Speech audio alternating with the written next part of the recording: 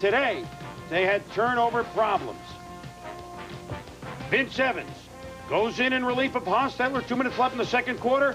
J-E-T-T, James Jett. Touchdown, 17-70. Jets lead, cut to 10 by Jett. Bruce Coslett wondering, no, not again. Watch this play. Vince Evans, no! He escapes Marcus Turner. Then he throws.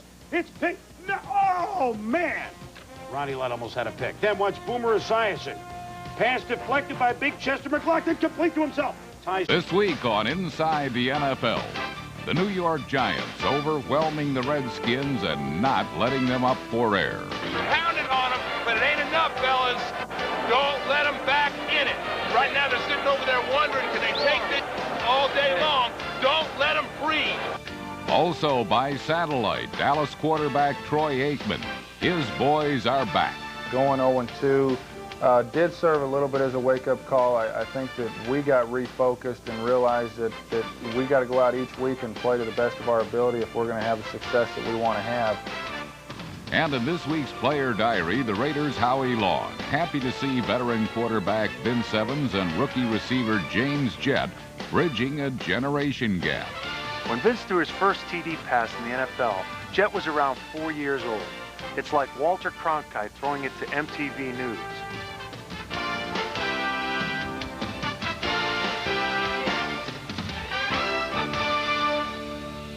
And now, the show the pros watch, Inside the NFL, with your hosts, Len Dawson, Nick Monicani, and Chris Collinsworth. Hello, everybody. Welcome to this week's show. Chris and Nick, we have an epidemic in the National Football League, injured quarterbacks. Dan Marino's injury was not the result of a big hit, but that can't be said for some of the others like Cunningham, Rippon, Montana, Bledsoe, and some of the guys that are hurting right now. This is not a new trend. It's been going on in the National Football League. I would like to ask both of you. Chris, what would you do to help this problem? Well, Lenny, quarterbacks are getting hurt in obvious passing downs. The defenses are bringing in 6 and 7 defensive backs. And what we've seen is some of the biggest hits on the quarterbacks this year have come from defensive backs and blitzing safeties, not so much the defensive linemen and the linebackers. So I think the answer is you have to limit substitutions. Only allow one substitution per play. I think the offenses will have time to prepare for a base defense or a nickel defense, but some of those exotic defenses are really getting the quarterbacks hurt. Yeah, you really don't have enough time during the week to practice all of that blocking schemes. But, Nick, when you and I competed, not mass substitutions, I had to look at your ugly mug on every down. How lucky can you be? But back then, Lenny, not only was the game safer, but it was also a lot slower. The one thing, and I've been harping on this and preaching, the one thing you have to do is you have to get rid of the artificial turf. We know one thing's for sure. The players in the National Football League are not going to get smaller, nor are they going to get slower. The NFL has to equalize that because when you play on the artificial surface, you're playing at a speed 20% faster than on grass. The collisions are a lot more violent, and all you have to do is ask players like Dennis Byrd and Al Toon. Oh, you're right about that. You know, with all these quarterbacks watching the games on the sidelines, it's kind of like going to a preseason game. The fans don't like it. The NFL has got to find a solution to the problem. However, for both the Jets and Packers, injured quarterbacks haven't been the problem. It's been staying power. And in Phoenix, head coach Joe Bugel has a problem. It seems his long-term prospects with the Cardinals aren't very promising. Despite facing an ultimatum to either win 9 games or lose his job, Joe Bugel hasn't lost faith. And upon meeting an old friend, he proved he hasn't lost his sense of humor either. Hi, Ron. How you doing? Good. Hi, Joe. How are you? Good to see you. Good to see you. Got some good weather for you. Yeah. Makes it easy. Joe and I have all our guys padded illegally, and we're going to harass you guys on the sideline. Both squads are going to harass you. And we're not going to move back either. We're going to stay. We're not getting back, and we're going to be very irate and vocal for the cameras on any calls that don't go our way. So that wraps it up. Any questions? Anything else? Just who would score first? Hey, we don't want to dig ourselves a damn hole.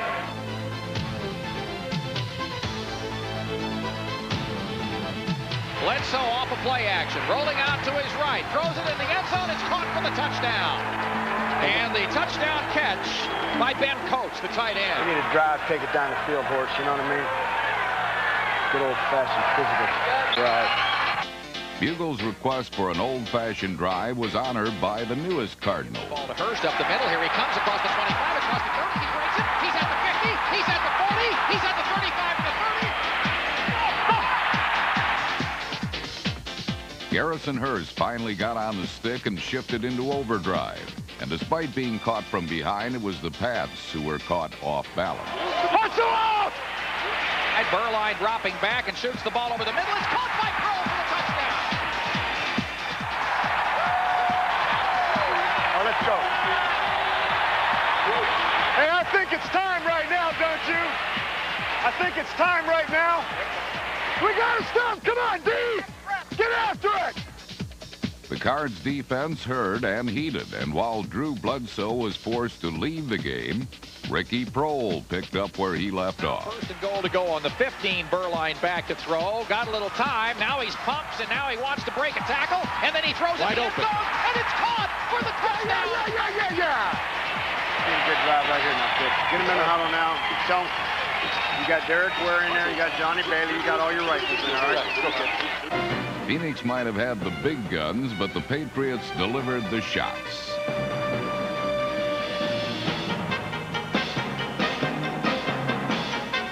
Undaunted by that blistering hit, Beuerlein burned the Pats again. You all right? Posse. Beuerlein pump fakes it once. Now he's got the man wide open. Randall Haley's got it. He scores! Oh, what a play fake. Leading 21-16 with fewer than 5 minutes to play, Phoenix seemed poised for a win. Instead, they tumbled like a house of cards. To Turner, the fullback, who grabs it out of the backfield, wrestling forward. Oh, no. He hands the ball to Leonard Russell, and Russell comes down the sideline. At the 25, at the 20, he's grabbed at the 10, and he's thrown down inside the 10 at the 5-yard line.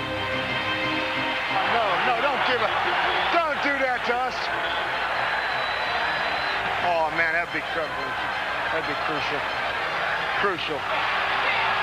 Crucial was an understatement, but then the Cardinals have been underwhelming. Cook is the wing right side.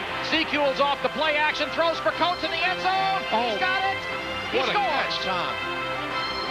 Ben Coates' clutch catch made the Patriots winners for the first time this year. And while New England prepares for the Oilers this week, Joe Bugle prepares for the inevitable. Yeah, you bet.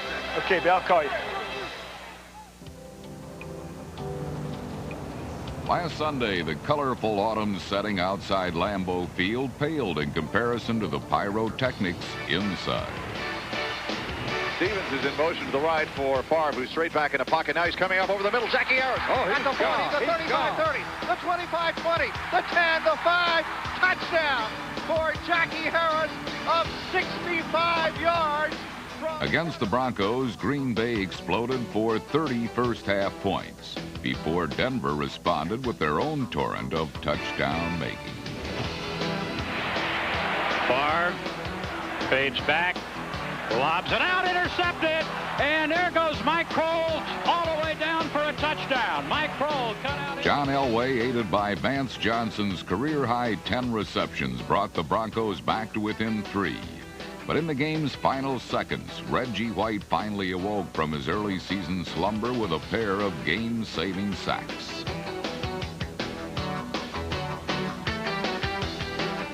And the game is going to be won by the Packers.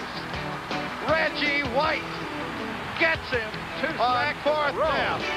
What a play. This week, the Packers have a bye while the Broncos take on the Raiders. Last week in Los Angeles, Jet coach Bruce Kozlitz seemed happy that Raider quarterback Jeff Hostetler was back in the starting lineup. Perhaps he knew something we didn't. Play action, Hostetler back to pass. Pressure comes for the first time. He loses it over to the right side, looks down the middle, floats it over into the flat, and it's intercepted after a deflection. Brian Washington down the sideline to the 45 to the 40. 30, he'll go the distance to the 20, to the 10. Touchdown, Brian Washington to the New York Jets. Haas got the hook. The Raiders called upon Vince Evans, who appeared to pick up where Hostetler left off. Fortunately for the Raiders, Ronnie Lott dropped a sure interception and potential touchdown, the kind of play that opened the door to a dramatic L.A. comeback. Second down and 8, Evans Evan looks deep to the far sideline. He has a man open, and it's a catch out there by Wright. 20, 15, 10, 5, touchdown. The 38-year-old Evans played like a 28-year-old in his prime. He threw 2 TD passes and engineered a last-minute drive that had the Raiders going for a game-winning touchdown instead of a game-tying field goal with 7 seconds left. Evans now ducks under center. Just going to dump Big play coming up. Evans hands it off to Bell. Bell up the middle. Bell is over. Touchdown. Up next for the Raiders are the Broncos and another Jeff Hostetler quarterback controversy. Coming up, highlights of Miami's important victory, minus Marino, and a talk with Cowboys quarterback Troy Aikman. We're all looking forward to hearing from Mr. Aikman. The Cowboys have won 3 in a row. Are they one big happy family again? Well, I know one thing. The Raiders are happy after their comfort-behind victory over the Jets this past week. But, Nick, the big question is, will they be happy Monday night after their mile-high stadium confrontation with the Broncos? How do you see this game? Well, Lenny, the offense of the Raiders is a mystery to me. Matter of fact, I think it's grab bag. They don't have a running game. Nick Bell's coming off an injury, but he has done nothing for 2 years. The quarterback situation, Jeff Hostetler, with the big play capability of the Rocket and the Jet, Hostetler has yet to show me that he can get that football to these speedsters. The offense relies much too much on the defense, and for way too long, Vince Evans has been the lifeline when everything else has failed. Well, the Rocket and the Jet are much better against man-to-man coverage, but they're not going to see any of that this week against the Denver Broncos. Their 2 corners, Charles Demery and Tyrone Braxton, aren't great cover guys, so they rely on the 2 great safeties, Steve Atwater and Dennis Smith, to help them with any type of deep patterns. And I really think that those 2 guys, 2 of the very best in the National Football League, will be able to take away the big play capability of the LA Raiders. Let's talk about the Broncos offense. Elway likes it. I can understand why. He's got the leading receiver in the AFC in Shannon Sharp. He's got 30 receptions, and they picked up his old pal Vance Johnson off the waiver wire. Last week he had 10 catches for over 140 yards. But I'm interested to see how they do against 2 of the best cover people in the National Football League. That will be Lionel Washington and Terry McDaniel. It's going to be a great game. What's the outcome going to be? Well, I think the Denver Broncos are going to bounce back this week. Last week, the Broncos offense pinned their own defense back inside the 25-yard line, allowed the Packers to score 3 different touchdowns. That was the difference in the ball game. That offense won't be so generous this week. I like the Broncos and their defense to bounce back. I like the Broncos as well until the Raiders' offense plays as consistently as their defense. They're going to have some problems. Plus, they're the most penalized team in the National Football League. That won't get any easier this week at Mile High Stadium. Nick? How do you pick against Denver and Denver? Well, I'll tell you how, Lenny. In this series, the Raiders have won 8 out of the last 10 ball games. They are the most successful team on Monday night television. But more important, the center for the Denver Broncos, Keith Karts, he's out with a broken hand, and Elway is definitely going to miss him. That's how you pick the Raiders over the Broncos. He did it. I can't believe he did it. He did do that. Well, I know they'll miss Karts, but they have Dave Wydell, who's played center before in games for Elway. So we shall see about that, mister. Last week, Miami lost Dan Marino in the second quarter, but the fish in strange waters persisted. In Pittsburgh, however, the story was defense as the Chargers ran smack into something that looked suspiciously like the old steel curtain. In Pittsburgh's Three Rivers Stadium, a big hand went to Coach Bill Cowher's impressive defense, which propelled the Steelers into a tie for their division lead. Against the Chargers, Cowher witnessed the amazing individual exploits of 2-time Pro Bowl linebacker Greg Lloyd, number 95, who single-handedly ransacked the San Diego game plan.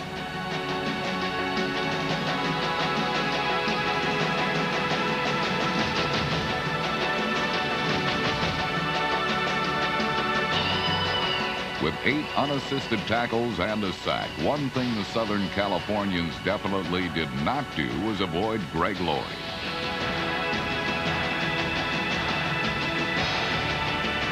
The 7-year veteran from Fort Valley State wasn't alone. On a key play, fellow linebacker Kevin Green knocked quarterback John Freeze out of the game. Coming, and John got leveled. He threw it up for grabs, and the ball is intercepted down at the goal line. The steel curtain continued to stoke the fire against Freeze's replacement, former starter Stan Humphries. But the new QB produced similar results. They were hand-delivered by the same familiar hitman, the ubiquitous Greg Lloyd. Here comes the blitz. He fumbles the ball.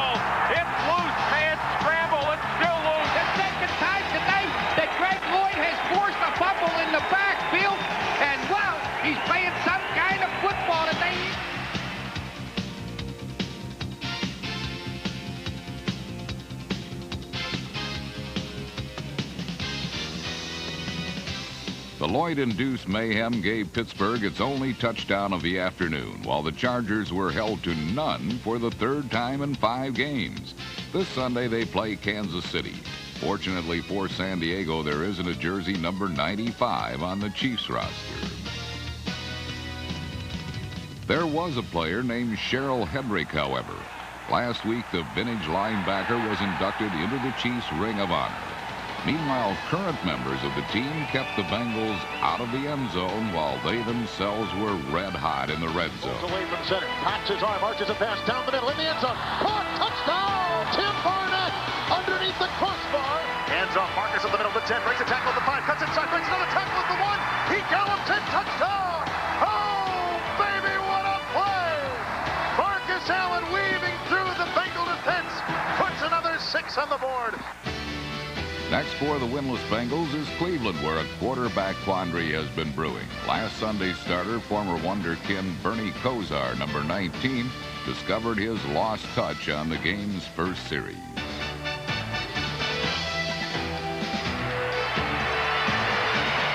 Jackson, end zone, touchdown Browns! And Jackson beat the Dolphins secondary, caught the ball going away for 6. But it would be the last 6 scored by the Browns offense all day. Just as this classic touchdown pass probably will be the last for Dan Marino this season.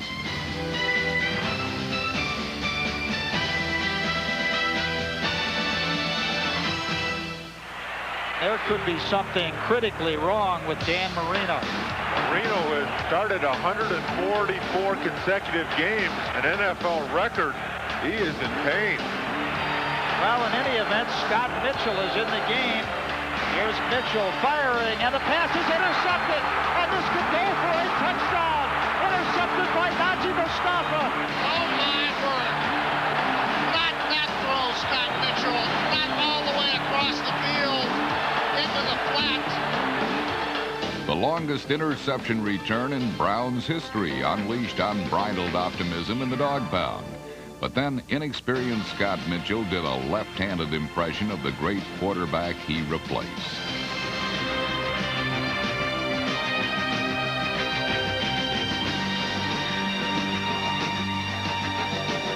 Showing uncommon poise in a pressure-packed situation, Mitchell decimated Cleveland's shaky secondary with a pair of third-quarter touchdown tosses.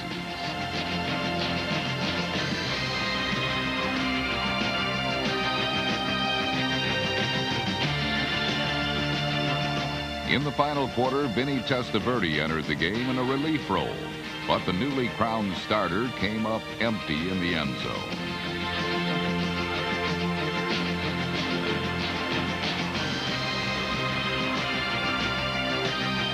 This week, the 4-1 Dolphins look forward to a bye, but Miami isn't looking forward to the prospect of life without Dan Marino.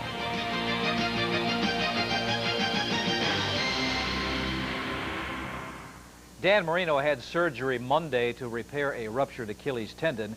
Even under the most optimistic scenario, 4 months of rehab, Marino still wouldn't be back for the playoffs. Marino, obviously one of the NFL's greatest quarterbacks ever at his position. When you list the league's top quarterbacks this year, alphabetically or by performance, it has to start with the Cowboys' Troy Aikman. Aikman was the first player selected in the 1989 draft, and as you can see, he's improved each season. Troy is with Chris now. The leading passer in the National Football League. You know, you're just like those baseball players. You always save your best year for the contract year. When are you going to sign that new deal? Well, I'm not real sure. There's been talks about possibly doing something this season. Jerry has indicated that something may be done in December. I preferably would like to see something being done now. Just if we're going to do it this season, I think December's a bad time. You know, Troy, since Emmett returned, the Cowboys have won 3 in a row. Can one guy really make that much of a difference on a world championship team, or is it more psychological? Well, I think he makes a huge difference for our football team, but as I've said, as much as we missed Emmett during our first 2 ball games this season, I really believe that our offense relies on everybody. If we were to play without Michael Irvin, Alvin Harper, Jay Novacek, Darrell Johnson, I think any number of those players, then we would not be near as effective as what we're capable of being. And There's no doubt that without Emmett, we were not the ball club that we were last year, and right now we're starting to get a little momentum back on our side and starting to play with the confidence that we had last season. Do you think that those first 2 losses were actually good for this team? Did it serve as some kind of a wake-up call? Well, you know, that's how we're trying to view it now. We have no other opportunity or no other way to look at it, and I think that going 0-2 did serve a little bit as a wake-up call. I think that we got refocused and realized that we got to go out each week and play to the best of our ability if we're going to have the success that we want to have, and so far we've been able to do that in the 3 games following. You know, well, once again this year we've seen quarterbacks dropping like flies. You're coming off of back surgery. Is there anything more that the National Football League can do to keep you guys on the field? Well, I really don't think so. I think that each year the league looks at it. They try to come up with new ways that are going to keep the quarterbacks healthy and playing. It's just a physical ball game. I don't think you can eliminate the injuries that have occurred unless you just say you can't hit the quarterbacks anymore, because it is a physical game. And guys are going to get hurt at the quarterback position, much like they do at every other position in the game. You know, Lenny Dawson was pushing for that rule for a long time in the NFL. Yeah. This week, you guys, you face a struggling 49ers defense without Tim Harris and Pierce Holt. Is San Francisco as good as they were a year ago?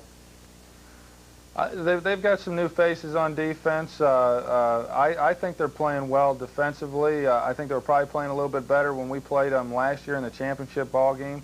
But they're a fine group. They're a very well-coached football team, and we realize for us offensively, we've got to be able to control the ball. We've got to somehow keep the ball out of their offense's hands in order to give our defense a chance to be successful. So it'll be a real interesting ball game. I'm sure that their offense views the game pretty much in the same fashion that we do. They get back Keith DeLong and Kevin Fagan this week. Do you think they'll make a big difference? Yeah, there's no question. I think that they're going to help them coming back and getting out there and playing. So these are guys that have played with the rest of the guys for a number of years, and I think anytime you get players back that you feel comfortable with, it makes for an improved team. All right, Troy, thanks very much for being with us. Thanks, Chris. Lenny?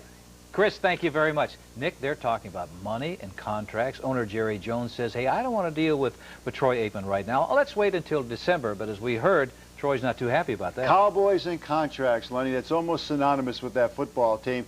But there's a certain amount of money that Jerry Jones is going to have to pay Troy Aikman. And if Aikman has another great season, that amount's going to grow and grow. Now, if I just went through the Emmitt Smith fiasco, I would sign Troy Aikman now, get it behind me, and start worrying about Michael Irvin. Yeah, because that's the price of winning world championships. Aikman's Cowboys, assumed to be the NFL's strongest team before the season, they've regained their balance as evidenced by their picturesque performance in Indianapolis. Last week, the Cowboys came to Indianapolis and caught a sluggish Colt team that was asleep on the job. 19-yard field goal try, and Novacek's going to run it fake. Coming left, and he runs it in for the touchdown. The closest the Colts came to the end zone was this noble but no good effort by Sean Dawkins. The Cowboys dominated in their usual way, combining an in-your-eye defense with some eye-catching running by Emmitt Smith. Wing left. Now Johnston motion right. Sweep to Smith on a toss right. Great block. Cuts to the 15. Left to the 2-and-a block to the 10. Emmitt Smith to the 5. Stiff arm to the goal line. Touchdown, Emmitt Smith. This week, the Cowboys host the 49ers. I don't know yet. It's kind of hot out here. Last Monday night, the Oilers returned to the scene of the crime. Is this the scene of the crime? Didn't we win this in the playoffs? Yeah, it was us. I think a lot of people throwing more fuel on the fire, keep reminding them about that comeback we had against them. That's ancient history now. Ancient history has some modern-day ramifications. Recent hirees in Houston put the team in turmoil as certain assistant coaches refuse to speak to each other.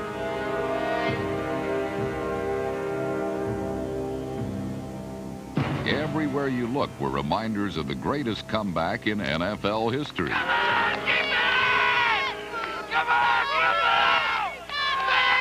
Buffalo watched its defense follow Warren Moon's eyes as he telegraphed his first pass of the night into Cornelius Bennett's reach. Here is Moon to throw his pass. Firing ball deflected into the air.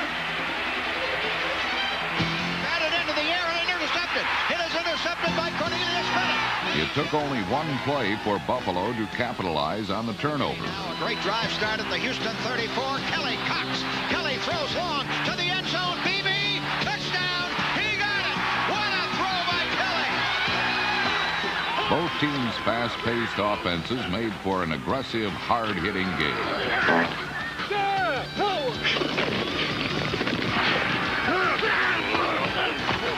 Another blitz, and here is Warren Moon firing, ball deflected into the air, intercepted by the Bills. Talley has it. Bills have it again at the 48. The Oilers turned the ball over 7 times, and eventually their defense cracked under the pressure. Here is Kelly, play action pass over the middle of Anderson. Reed at the 10, Reed at the 5. He runs in for the touchdown.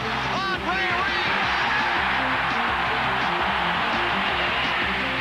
Okay, now Kelly, here's the blitz. Kelly looks, he throws to the end zone. Reed, touchdown. Andre Reed for the touchdown. A leaping reception in the right side of the end zone. In the third quarter, the Oilers trailed 28-7. No adjustment could get them back in the game.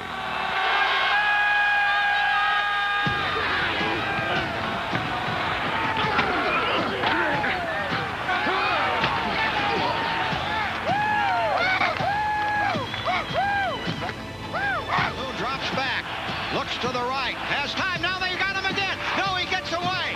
He got away from a sack, and now they nail him. Down at the 12-yard line, Bennett finally brought him to turn. Battered and beaten, Moon was eventually benched. Wait, hang on. Go get him, baby. Yeah, baby. Monday Night Football is where you got to be. It's what you got to do.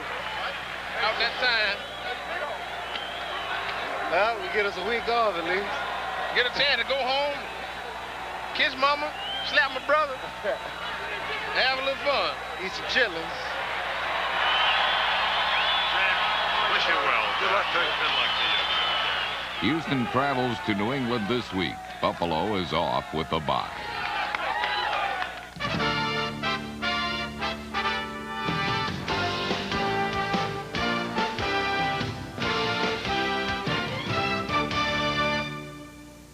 Let's return to the Cowboys. We've seen the highlights. We've talked to the quarterback. Now let's discuss their prospects this week against San Francisco.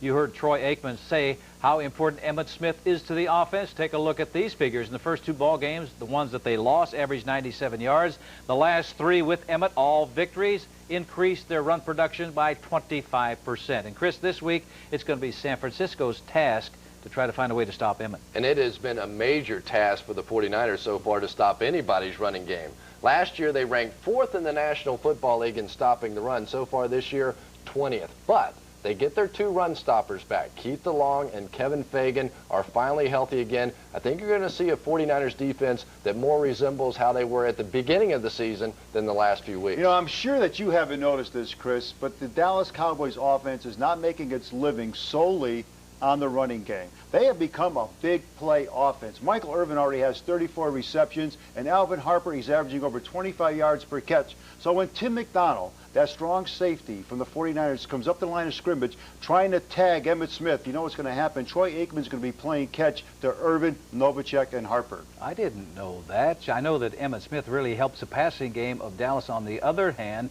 the threat of the passing attack of Young to Rice, Taylor, and company really helps their rushing game. They're 3rd in the National Football League. Ricky Waters is averaging 4.8 yards per attempt. Who is going to win? Things are really looking up in Dallas. Actually, Jimmy Johnson smiled at the owner, Jerry Jones, this week. Maybe next week he'll talk to him. The Dallas offensive line, it's healthy, and they have another sold-out stadium in Irving, Texas. I love the Cowboys. I love the Cowboys. You know, defensively, they have not given up a touchdown in the last 7 quarters. They're going to make it 4 in a row. Chris, what about you? Well, Nick, you may not have noticed this, but the 3 wins for the Dallas Cowboys have come against Phoenix, Green Bay, and Indianapolis. We will find out this week if they are all the way back to their championship form. I like the San Francisco 49ers in an upset. I like your style. Not your choice, but I do like your style. You know, the Cowboys are again meeting expectations, but last year's most dramatic success story, the Chargers, they've fizzled. This despite a superlative linebacker, Junior Seau. Brian Burwell has the profile in this week's cover story.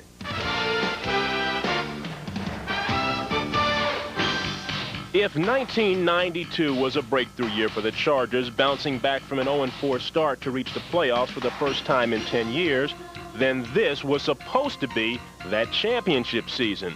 But a year later, they're in another rut, and no one is so sure they can dig themselves out of this one. Whenever you have a great year like we did last year, you're on such a high. Therefore, when something does go wrong, there's a longer fall. And right now, we're falling, and we can sense that. And with the background that we have, losing has been around for so many years. And now it's time for us to panic.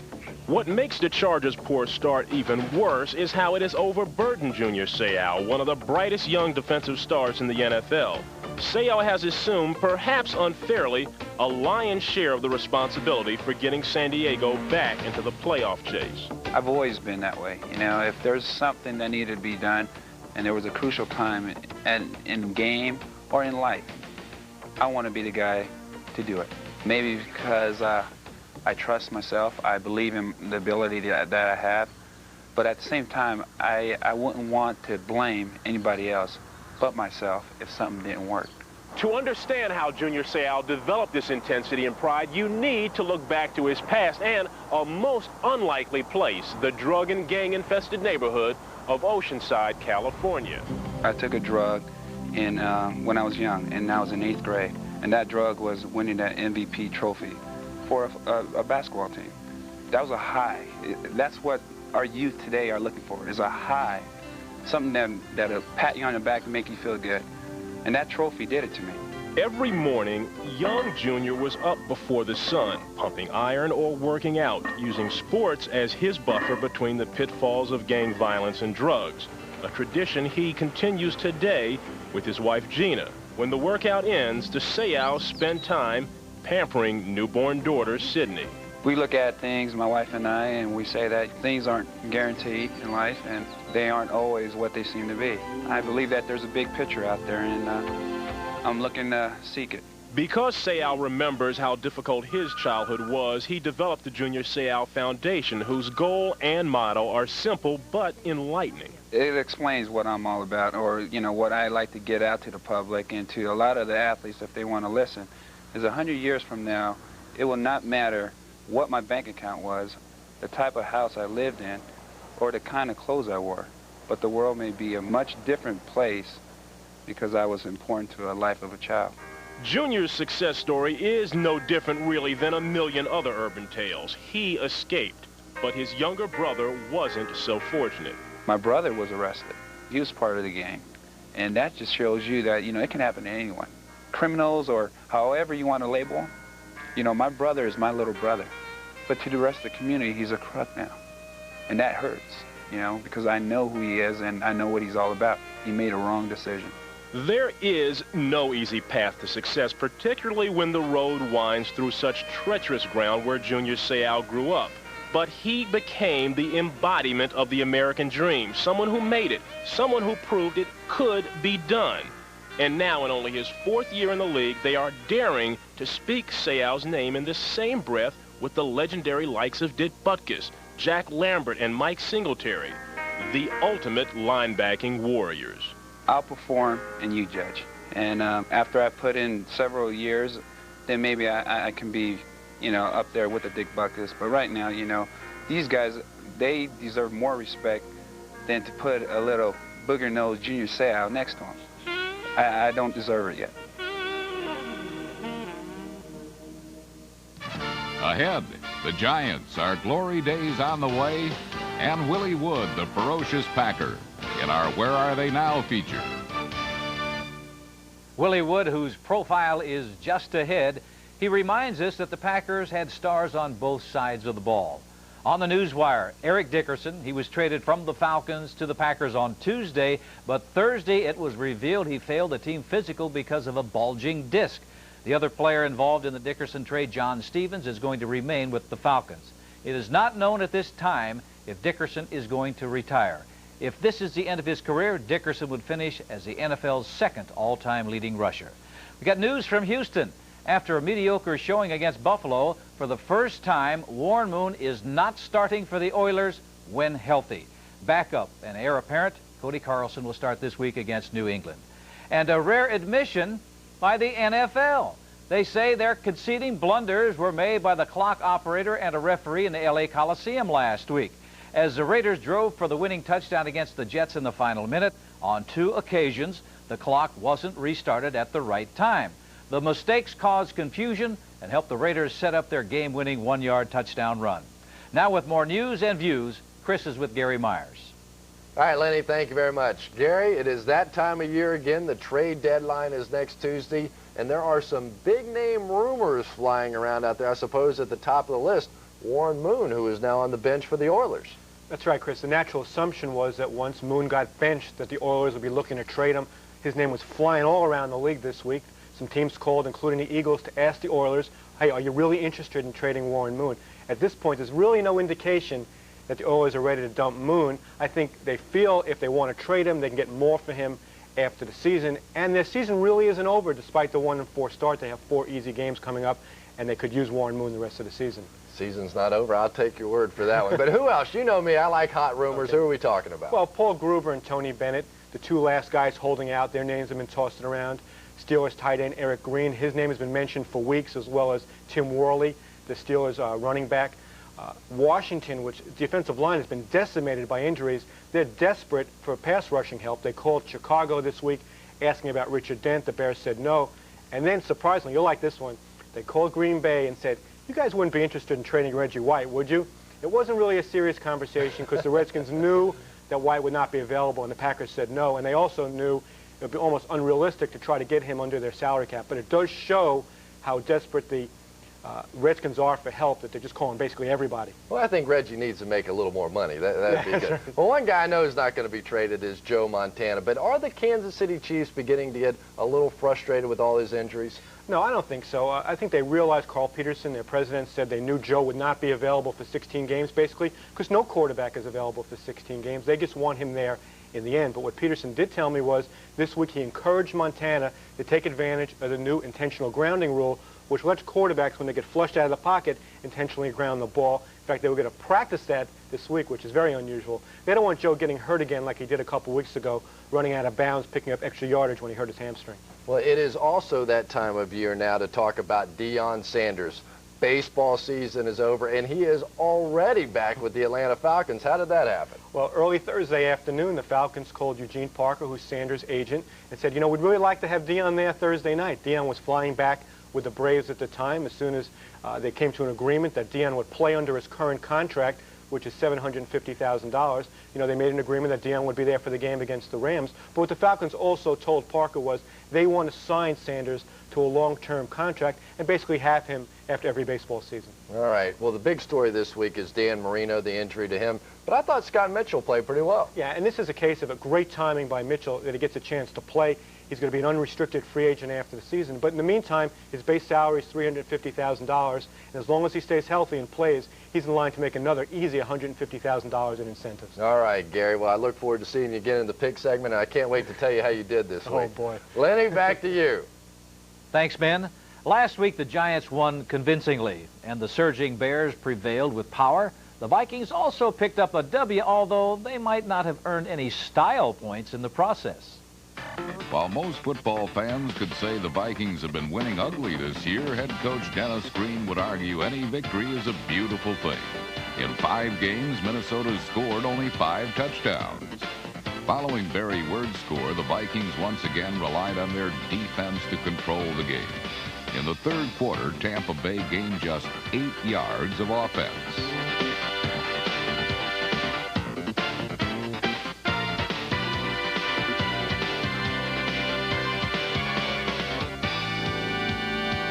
Tampa Bay was shut out as the Vikings moved into a 3-way tie for first place in the NFC Central. The Vikings' next opponent was in Philadelphia last Sunday, where the undefeated Eagles probably thought they would beat up on the 2-2 Chicago Bears.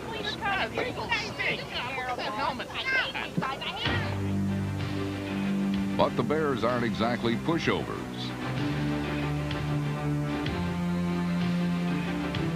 Early on, both defenses established a consistent pass rush.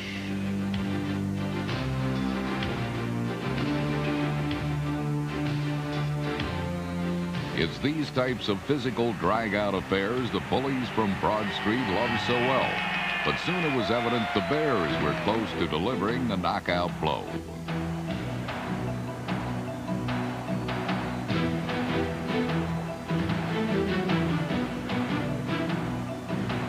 Bubby Brister was sacked 7 times, although he probably only remembers 6 of them. Bubby takes, sets up short, hit from behind and demolished. And Ron Cox on a blindside hit, and Chris Sorich the fumble recovery. Wait, it happened so fast that everybody kind of like His first quarter fumble gave Chicago control of the game. It's a loss of 10, 3rd and 14. Back at the 32-yard line of Philadelphia. Harbaugh retreats in the pocket. He's the right side. Conway is out there, and it is in the end zone. Touchdown! Oh, I mean, he was on his back when he came down with it in the end zone on the right side. Getting in motion to the left side out of the eye. And Harbaugh play action rolling right. Harbaugh is taking a shot to the goal line. Touchdown! The Eagles' 11-game winning streak at Veterans Stadium came to an end. The Bears, who started the season at 0-2, have gotten everyone's attention with 3 straight wins. Mark Rippon's return to action had the Redskins feeling optimistic about facing the New York Giants. I think you'll see a typical NFC East game. You know, a lot of blood, a lot of tears, a lot of hard work, but it'll come out right. Yeah, baby. The Redskins away. Come on, baby. We need a big victory today. We need a big victory today. We got to have it, guys. Let's go. You're the man, LT. We whip you, though. We're going to whip you. Silencing the Redskin faithful was one of the early objectives of Dan Reeves' Giants. Listen up now, the crowd's not into this thing. Let's don't give them anything to let them get in this thing. Let's take it to the start, get after for 60 minutes. Now, let's go. Get it. Reeves knew that shutting the fans up meant shutting the Redskins down.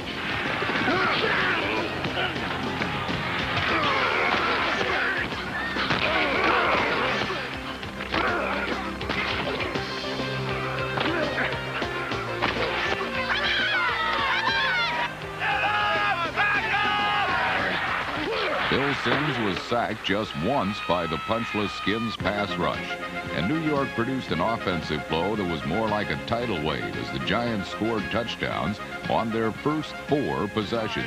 Option, Becker's going to throw. He goes long. He's got a receiver. Complete. Touchdown. What a call. He had Gerard all the way. Pounding on him, but it ain't enough, fellas. Don't let them back in it. Right now, they're sitting over there wondering, can they take this all day long? Don't let them breathe. The Redskins were suffocated by the pinpoint passing of Sims, who completed 14 out of 17 attempts, 3 of them for scores. Tim has some time for a change. Throws, receiver open. Gerard's got it for 20. All the way down, he'll score. What a move by Sherrod. You need to go back there and earn that damn touchdown. Get it, earn that one, man. I'm telling you. Hey, get it, earn that one. That was too easy. Another look at the play shows that the hard work was done by Lewis Tillman, number 34, who picked up a blitz and allowed Sims to throw a pressure-free pass to the wide-open Sherrard. Tillman typified the Giants' smart brand of football that sent the Skins to their most lopsided loss ever at RFK Stadium. Way to pick it up. Great job. You did a good job. That's what did it. The biggest test of the Giants' surprising season comes this Sunday against Philadelphia. It's going to be a tough game. You know, they always play the Giants tough, and we got to get that game for the division lead. So it's a game we want to win bad. Mike Sherrard is one part of the new-look Giants, and perhaps he can help reverse the team's recent history with the Eagles. The Giants have lost 5 in a row to Philadelphia, 8 of the last 9, but these are not the same Eagles, Chris, especially without Randall Cunningham playing. Well, everybody wants to talk about Bubby Brister now being the quarterback, but the real reason that Philadelphia has dominated this series for so long has been the way that they have pounded on the head of quarterback Phil Simms. But that probably is not going to be the case in this football game because of some injuries to the defensive line of Philadelphia. Clyde Simmons, Andy Harmon, Tim Harris, all bothered with injuries, and that team only has 5 quarterback sacks all season. That is last in the National Football League. So we may finally see a Giants offensive line dominate a defensive line from Philadelphia. Hey, I said last week that the key to the Giants' offense is their offensive line, and I was right. You were right, huh? What a shock. I mean, I'll always be right, but he's never wrong. Listen, backup running back Lewis Tillman, right? He goes in there and he runs for over 100 yards. Phil Simms is probably having the best year he's ever had as a quarterback. Because of the offensive line, head coach Dan Reeves is being able to implement his ball control type of an offense. And when you have a running game that's ranked second in the National Football League and a defense that's ranked third, that means the other team is not getting the football and you are winning games. Well, I'll say one thing about this guy. He is right about the running game being so good that they lead the National Football League in time of possession, averaging 36 minutes per game, which is outstanding. Now, who is going to win? Hey, listen, the Eagles had the luxury of Bubby coming off the bench, and they beat the Jets.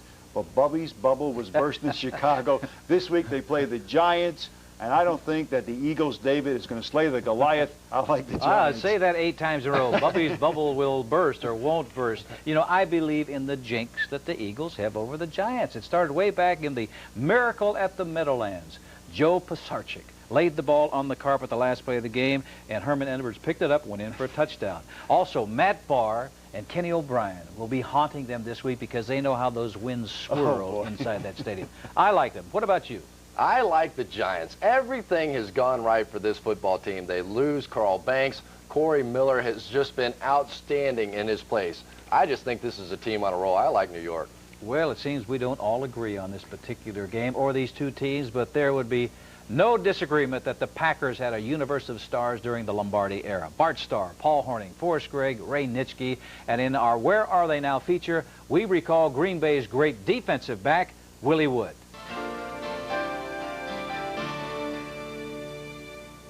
Mike Ditka claimed that no one hit him harder. Vince Lombardi called him the most natural defensive back in his team.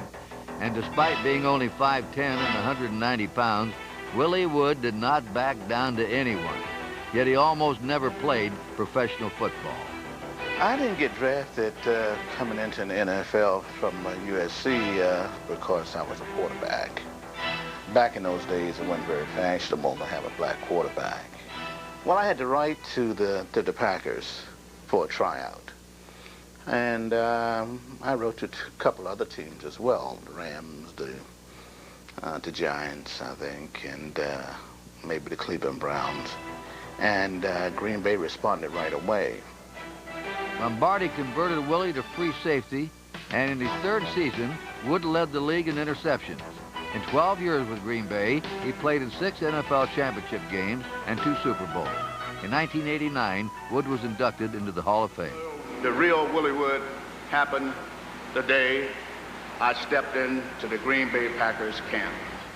After he retired, Wood became the first black head coach in modern pro football. He developed an aggressive style in the World Football League and the Canadian Football League, but never became a head coach in the NFL. When there's some question about your personality, and if you're black, too, you know, that's almost a kiss of death. And that's the way I kind of read, I kind of saw my future in the National Football League. Willie ended his dream of coaching and moved back to his hometown of Washington, D.C. There he started a mechanical construction company. We'll go into a commercial building and refurbish it to a point of, to a point that the place will look practically brand new. Willie plans to use his company to help underprivileged children. He serves on the board of directors for the Metropolitan Police Boys and Girls Club and intends to rebuild the same club he grew up in as a child. I think it's nothing more gratifying in the world for us to have a young kid who's 10 years old say, I'd like to be like you when I grow up. You know, that's a very proud thing for you to have, and it's a tremendous responsibility to have as well. Willie knows responsibility since he's been a single father for 5 years. His wife Sheila died unexpectedly, and Willie has missed sharing happy moments with her. She passed away in '88, and I was inducted in '89. And, you know, I sort of felt that she was cheated by not being there to see me as an inductee. And I certainly felt that I was cheating by not having her there. Willie Wood has overcome tremendous obstacles. His strong will and integrity have allowed him to succeed. He's not only helped himself through life experiences, but also has taught many others.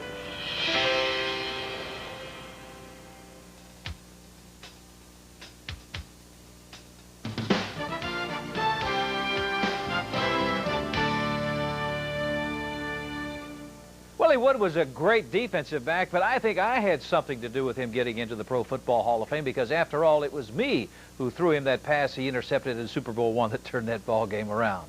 Well, from a past great, we go to a man who certainly has the credentials to reach the Hall of Fame. Howie Long. He provides us with this week's Player Diary. Chris's friend Norman came to town this past weekend, riding high in the saddle. And down 17-0, it seemed he might get the best of us. With Jeff Hostetler still battling injuries, who do we go to?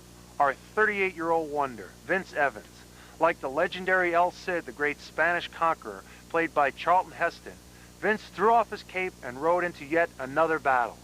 Now you're wondering, how does El Cid relate to football? Well, like the great Spanish conqueror, Vince is the old warrior who has seen many battles. In fact, almost all of his contemporaries have fallen by the wayside. But like El Cid, Vince seems to be impervious to death, or in this case, retirement. I mean, when Vince started out in the NFL, there was no HBO, no ESPN, 1 or 2, no CNN, TNT, or even George Michael's Sports Machine.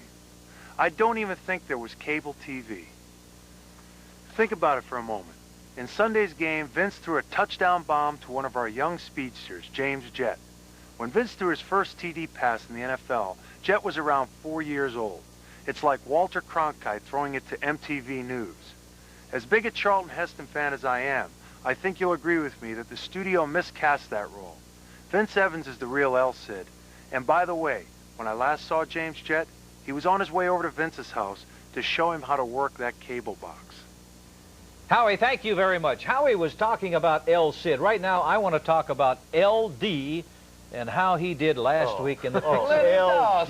That's right. Give me a break. I want to see who's on the bottom. Who does that say? Gary? Now it's like you guys. The sports writer. And for the season, he's no longer in first place. The heat is on Gary Myers. All right, earlier in the show, we made several selections on the games that will be played. Now it's time to pick the rest of the games, starting with that rivalry in Ohio between Cleveland and Cincinnati. And Chris, since I do very well when you start, I'm starting with you again. Well, you know, my Cincinnati Bengals last week against your Kansas City now Chiefs it's yours. found their running attack, and that's what they've needed. They've been very close at home before. I think this is the week they get their first win. I like Cincinnati. Oh, come on. Come on. You're not playing there anymore? It's not surprising at all, really, that Bill Belichick is starting Vinny Testaverde. He had benched Bernie Kosar 3 weeks in a row, but it's also not very risky because he's only playing Chris's Cincinnati Bengals. This is an easy win for Cleveland. Easy. Cincinnati says they came close. I thought it was only hand grenades and horseshoes. Anyway, Cleveland's defense is just too much for Cincinnati. They did it the first game. They'll do it this time. I like the Browns. Yeah, the Browns had 6 sacks against them the first time they played. I will look for Cleveland to win this football game. We got Houston at New England, Gary, and we've got a new quarterback for the Oilers. And a new quarterback for both teams. Scott Secuel starting for the Patriots. Cody Carlson starting a really easy stretch of 4 games for the Oilers where they have a good chance to get back in the AFC Central race. I don't believe that Bill Parcells' Patriots can win 2 games in a row, so I'm picking the Oilers, although they played horrible. The Patriots are on a roll. They're on that roll. One they in a are. row. I mean, they're ready to go. But if Houston is going to have any character at all, if they're going to have any season at all, they've got to start here. If not, then they got to clean house. I like the Oilers. And Houston has to get back to running the football. Lorenzo White has been almost non-existent in that offense. New England is dead last in the National Football League in stopping the run. I think Houston bounces back as well. Houston has turned that ball over 21 times in 5 games. I don't expect them to do that against New England. I like Houston to win this game. All right, we got Kansas City traveling to take on the San Diego Chargers. Well, it all depends. If Joe Montana plays in this game, it's Kansas City. If Joe Montana doesn't play, then San Diego wins this game. I like Are you going to hold off until game time? I like Kansas City. No. The quarterback problem is so unsettled in San Diego that it's really disrupted that team. I like Kansas City. Yeah, we've talked about offenses that are struggling. At the top of my list is the San Diego Chargers. I think Kansas City wins here. San Diego really proving that last year's 11-victory season was a product of that fifth-place schedule. When Joe Montana plays for the Chiefs, Kansas City is one of the best teams in the league. Kansas City wins this game. Joe Montana has been working, taking snaps this week. He will be in the contest. And also the Chiefs remember that 17-0 shellacking that San Diego gave in the playoffs. I like Kansas City. We got New Orleans at Pittsburgh. Oh, this is a great game. I just think that the Saints are the most complete team in the National Football League. We've talked about their defense. They have a great rushing attack, a great offensive line now. I like their act, even on the road. I'll take the Saints. Two really good stories for the Saints this year. Wade Wilson really hadn't done much the last couple of years in Minnesota and Atlanta. Now is one of the top-ranked quarterbacks in the league. Ronaldo Turnbull taking over Pat Swilling has 8 sacks right at the top of the league. I think New Orleans stays undefeated right here. Greg Lloyd. Read my lips. I'm reading. Greg Lloyd. And the Steeler defense, the Iron Curtain is back. The Steel Curtain is back. I'll take whatever curtain they want to put up. Whatever it is, I like the Steelers at home. I think New Orleans is on a roll right now. They're believing in themselves offensively and defensively. I like New Orleans. Seattle is at Detroit, Gary. Finally, it looks like Wayne Fonzel settled on a quarterback after going back and forth. Rodney Peete will probably be the starter the rest of the season. Barry Sanders leading the league in rushing. Seattle doesn't have enough to win in Detroit. Well, Lomas Brown is out. I think that hurts the Detroit Lions offensive line. But Barry Sanders in that offense, just a little bit too much for Seattle, although I think Seattle has one of the best defenses in the league. Rick Meyer played a great game his last time out. The Seattle defense, even on the road, I'm taking a flyer here. I like Seattle, too. You're taking the old flyer there. You know, Seattle is more than just Rick Meyer. They got Farrell Edmonds, the tight end, and Kelvin Martin, the wide receiver. But I don't think so. I think Detroit in Detroit. We've got Washington at Phoenix, Nick. Yeah, and I don't think Phoenix are going to rise from the ashes in this one. Washington has looked so bad. I mean, Mark Rippon has to have a big game. The offensive line has got to protect him. Defensively, they cannot beat the Phoenix Cardinals, but somehow, some way, they will get it done. I like Washington. I just think that Mark Rippon needed that game back after the knee injury. He should play much better this week because Washington has proved that they cannot win defensively. They have to do it offensively. The burden's on Rippon. I think he'll get it done, though. I like Washington. Washington's defense is just too banged up to win this game. 2 of Joe Gibbs' former assistants, Richie Pettibone and Joe Bugel, are just having a horrible time. But you know what? I like the Cardinals to win. They always play the Redskins tough. This could be the first time in 19 years they sweep them. I like Phoenix. Well, I'll tell you something. Phoenix couldn't beat New England, right? That's in right. Phoenix. That's How are they going to correct. beat Washington? Easy. You didn't think so? No, I don't think so. I don't think Phoenix can win that football game. All right. That's our show for this week. Remember, Inside the NFL premieres each Thursday evening at 11 p.m. If you miss any part of it, you can catch it once again Fridays at 7 p.m. and Saturdays at 11 a.m. Those times are Eastern and Pacific. Thanks for joining us, and join us again next week for HBO's Inside the NFL. World Championship Boxing returns to HBO Sports October 29th. Tommy Morrison defending his WBO heavyweight title against Michael Bent. And James Toney fighting to keep his IBF super middleweight crown against Tony Thornton. Catch it live, 10 p.m. Eastern, 7 p.m. Pacific. We got enough people? Hey, we're missing people. Pete! Pete! We got 10 people out there. Oh, I need a tight end. Tight end. He went up, the receiver came in, he came back inside. Okay, that's all that was on this side over here. They started out in a bunch, didn't they? Then Monk went in motion. Okay. The wide receiver came out, and it came back in on you. Way to go, D!